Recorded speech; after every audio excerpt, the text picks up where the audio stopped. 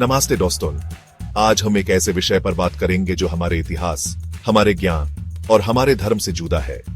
आज हम जानेंगे 5 ऐसे साइंटिफिक डिस्कवरीज के बारे में जो सनातन धर्म में पहले से ही वर्णित हैं। जी हाँ, आपने सही सुना।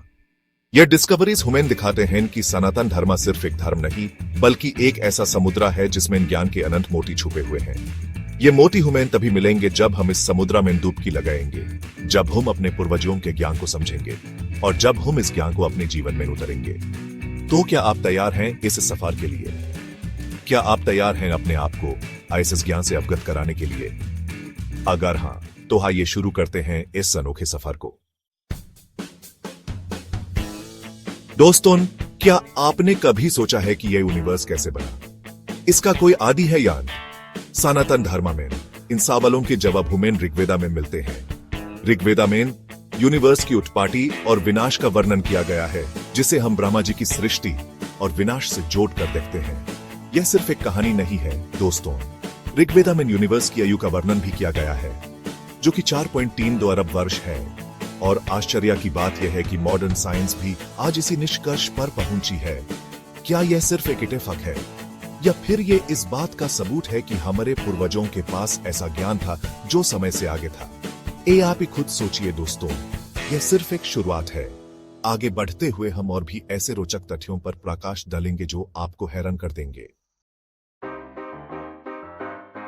आज हम बात करेंगे एटम की। एएपी में से कईयों ने साइंस में एटम के बारे में पढ़ा होगा, लेकिन क्या आपको पता है कि एटम का वर्णन हमारे धार्मिक ग्रंथों में भी मिलता है? महाभारत में एटम का वर्णन करते हुए कहा गया है कि यह इतना छोटा है कि इसे नंगी आंखों से देखा नहीं जा सकता। और यह भी कहा गया है कि ये छोटे छोटे एटम ही मिलकर सभी वस्तुओं का निर्माण करते हैं। सोचिए दोस्तों, ये बात तब कही गई थी जब न माइक्रोस्कोप था, न ही कोई एडवांस्ड टेक्नोलॉजी। फिर भी हमारे पूर्वज एटम के बारे में इतना कुछ जानते थे। क्या यह आश्चर्य की बात नहीं है? चैप्टर 3। दोस्तों, आज हम बात करेंगे एक ऐसे विषय की जो जीवन का आधार है, डीएनए। डीएनए वो ब्लूप्रिंट है जो हर जीवित प्राणी के हर गुण को निर्धारित करता है। मॉडर्न साइंस ने डीएनए की खोज कुछ दशक पहले ही की है, लेकिन क्या आपको पता है कि सनातन धर्म में डीएनए की चर्चा हजारों साल पहले से ही होती आ रही है? ऋग्वेदा में डीएनए की स्ट्रक्चर का वर्णन एक डबल हेलिक्स की तरह किया गया है। आश्चर्य की बात यह है कि मॉडर्न साइंस ने भी डीएनए की स्ट्रक्चर को डबल हेलिक्स ही पाया है। क्या यह सिर्फ एक संयोग है, या फिर यह इस बात का प्रमाण है कि सनातन धर्म में छिपा ज्ञान समय से आगे है? ये आप खुद विचार करें। चैप्टर 4।